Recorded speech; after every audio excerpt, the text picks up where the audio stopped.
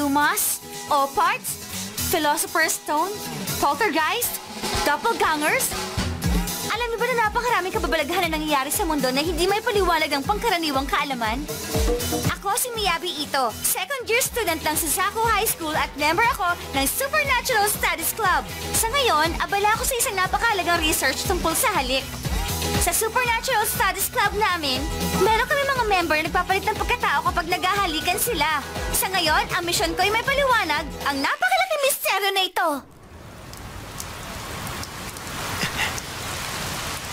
Bakit naman tungkulan na to? Maglalaro pa kami.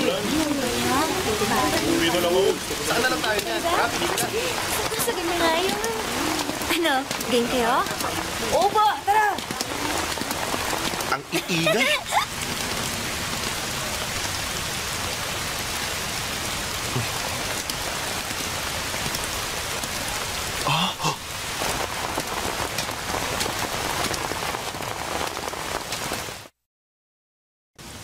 Ayaw nila tayong bigyan ng budget?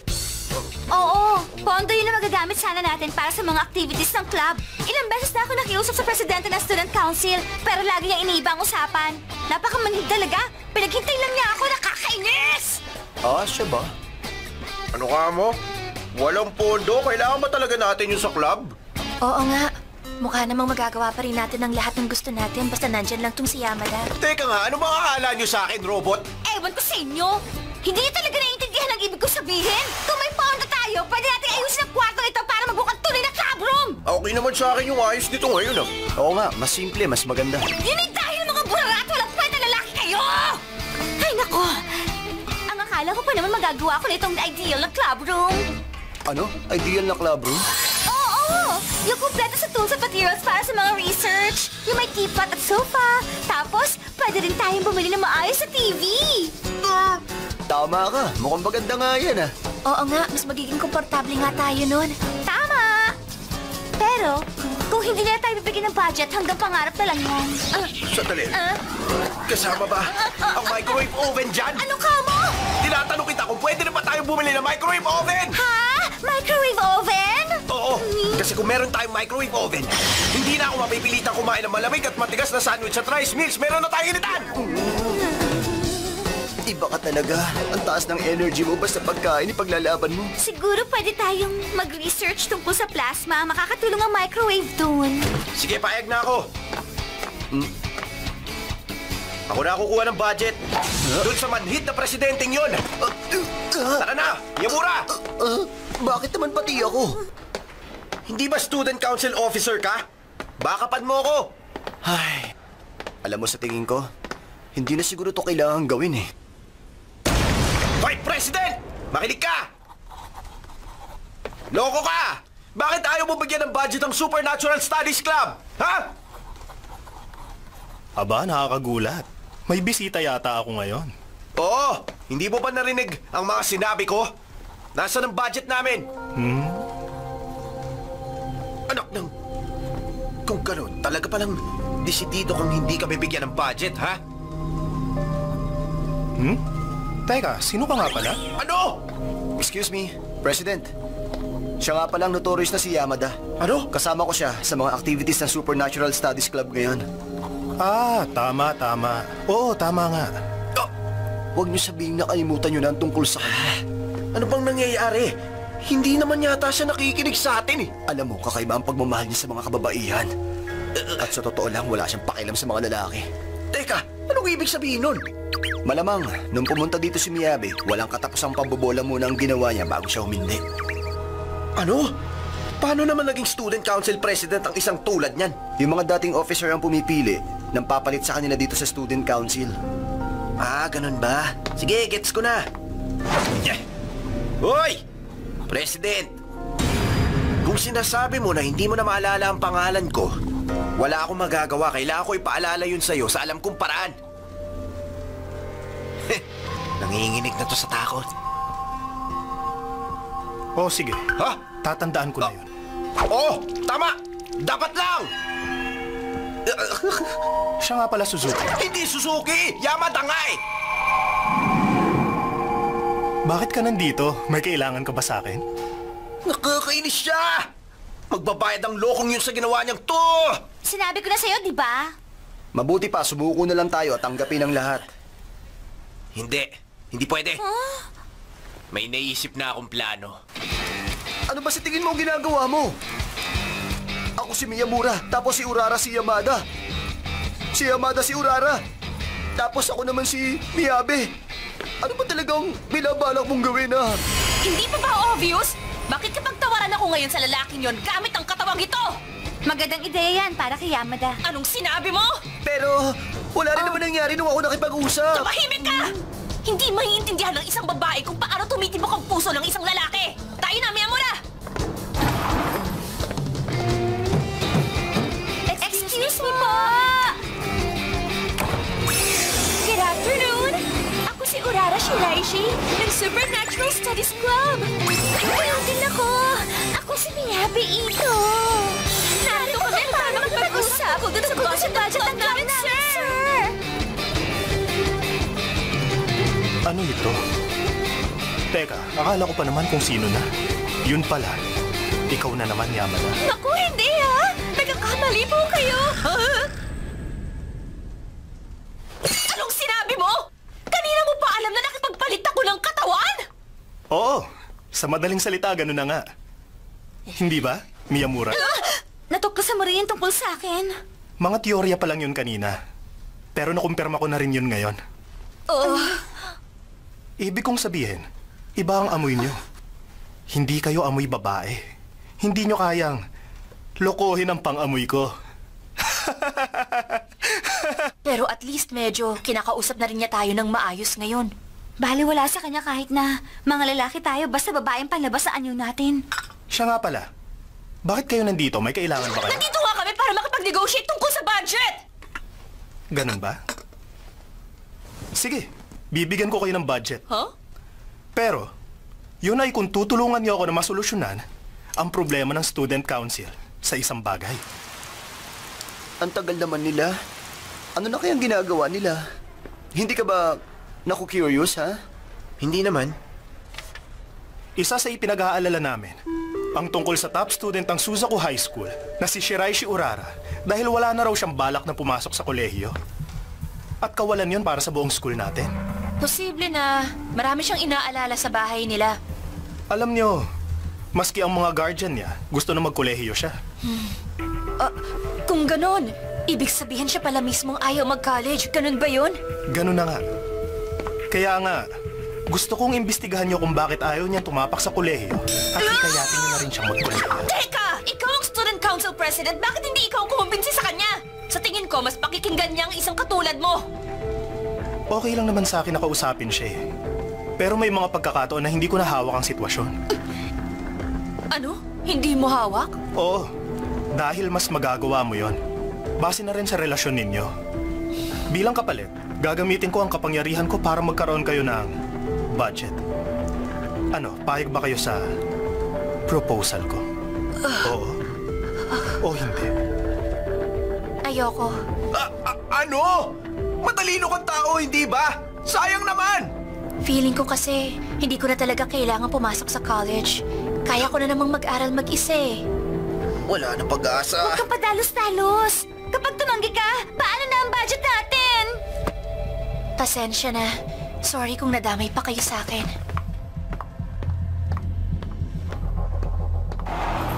Teka lang! Grabe, ang tigas din pala ng ulo ng babaeng yun. Ay, nako. Mabuti pa. Sumuko na tayo. Oo nga. Hindi naman natin siya pwedeng pilitin na gawin yun eh. Oo nga. Teka, kanina ka pa! Mahalaga ang usapang ito dahil dito nakasalalay ang lamig at init ang kakainin nating yakisoba bread. Alam ko naman yun, Yamada. Teka, ano kayang ginagawa ng iilang miyembro ng Supernatural Studies Club? At iniwan nilang walang taong club room nila. Dagiri. Long time no see, Yamada. Teka, ikaw! Ushio! Balita ko nga magkakilala raw kayong dalawa. Desperado ka na ba talaga? Hindi ko akalain na kaya mong magpakabapa para maging tuta ni Miyamura. Teka, sino tuta? Payong kaibigan lang. Si Nene Odagiri na ang magiging susunod na student council president.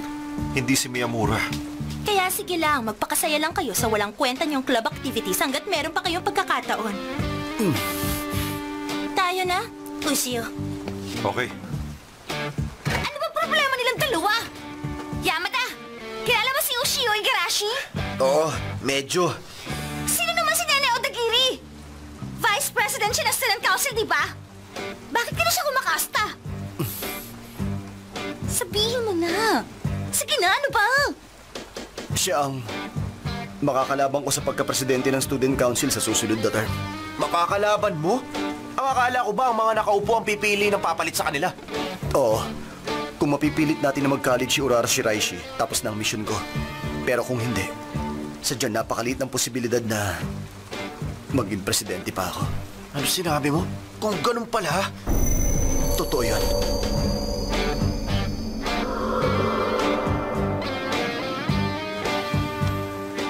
teka sandali. Ibig sabihin, ikaw ang makikinabang sa ginagawa kong pamimilit kay Shiraishi na magkolehiyo. Makakapuntos ka nun? May hidden agenda ka pala. Nilinlang mo kami.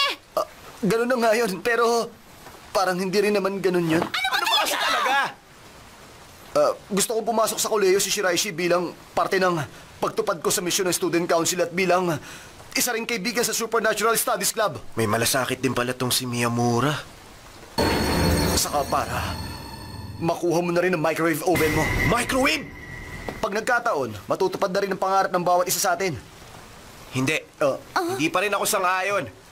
Huwag mo na ako idamay sa gulo at problema ng Student Council nyo. Yama! Teka lang. Yamada, wala ka nang magagawa ngayon kundi ang sumunod. Ano? Anong ibig mong sabihin? May pagkatuso ang presidente ng Student Council. Mas makakabuti sa'yo na sumunod na lang. Dahil kung hindi... Ano? Presidente siya ng Student Council. Wala siyang hindi kayang gawin. Maaari niyang gamitin ang kapangyarihan niya para i-abolish ang club.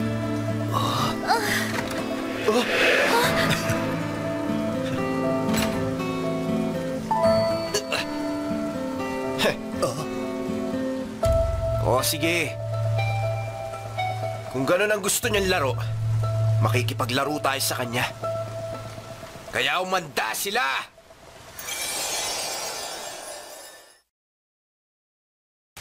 Alam nyo, madali lang isolve ang equation na ito. Gamit ang mga formula na minemorize nyo, Pero masusolve paano nyo na to? ito. Siya na Tandaan nyo mismo ang na, nagsabi na kapag ayaw niya nasa mag-college. buhay, huwag nyo munang i-round off. Stand up! Anong gagawin Bow! ko?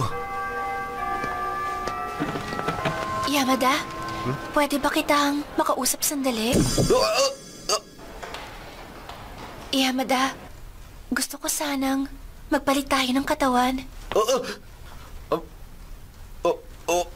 Sige, okay lang sa akin. Ano bang nangyayari kay Shiraishi? Bakit parang namumula ang mukha niya?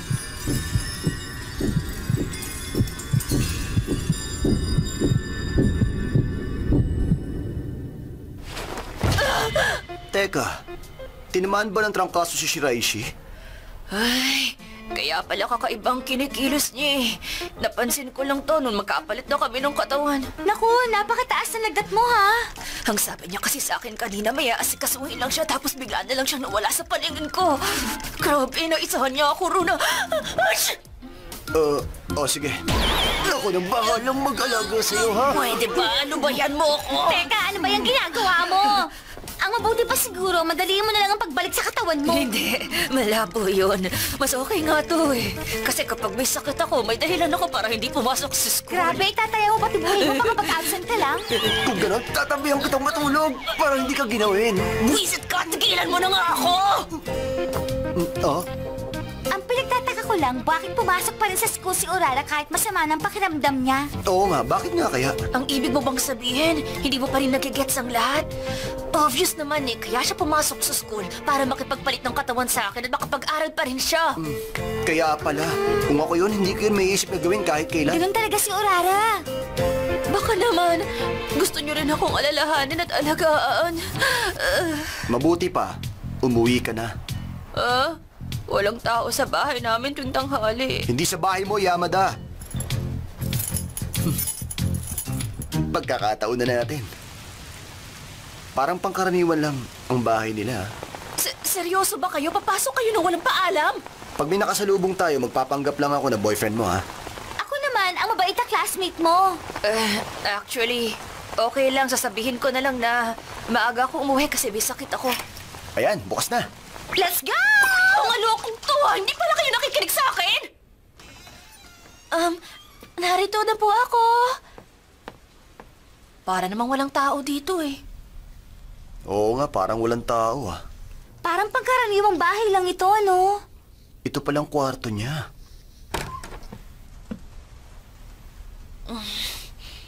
Huh? Ang cute naman ng pagkakaayos ng kwarto niya. Akala ko pang typical na genius ang ayos ng kwarto niya. Basta ano man ang mangyari, huwag niyong pakialaman ng gamit niya. Maliwanag ba? Grabe, size E. Sino may sabi na pakialaman mo yan? Ang cute ito. Di ikaw?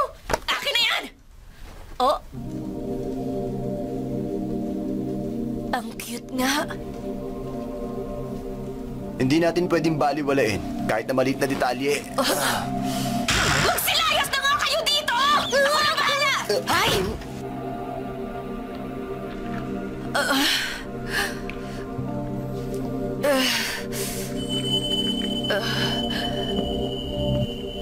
Grabe. Tumaas ang lagnat ko. Naaamoy ko si Shiraishi.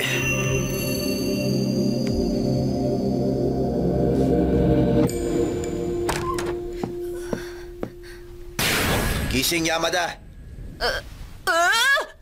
Anong ibig sabihin nito, ha? Bakit ka umuwi dito nang hindi man lang nagsasabi sa akin? Ha? Bakit? Nagtanong ka pa? Ipilit mo nga ako na kunin ang may sakit mong katawan kanina, hindi ba? Hiniram ko lang naman sandali ang katawan mo, ah.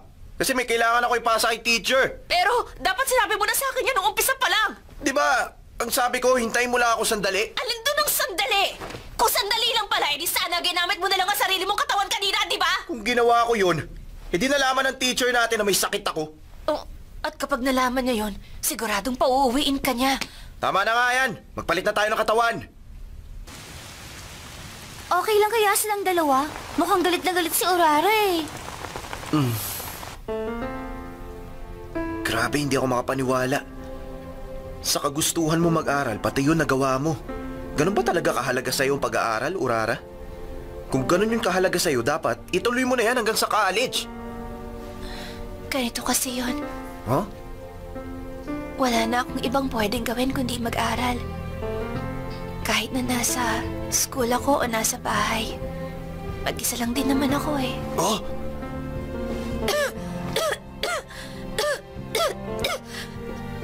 Gusto ko na magpahinga. Umuwi ka na.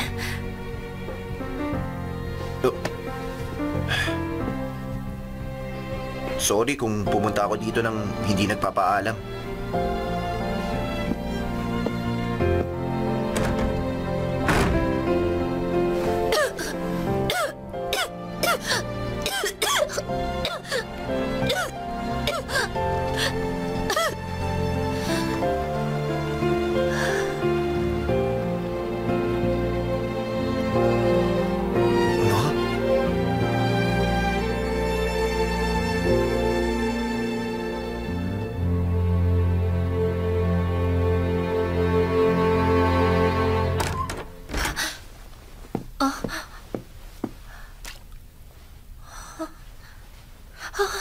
Nagsisi ako nung pumasok ako sa school natin.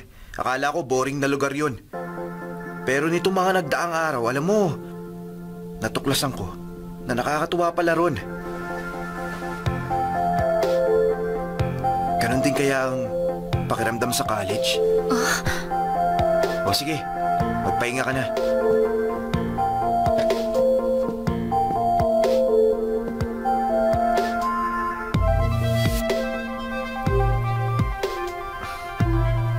Shiraishi. Gagawin ko ang lahat para umabot ako ng college. Pwede mo ba akong samahan mag-college?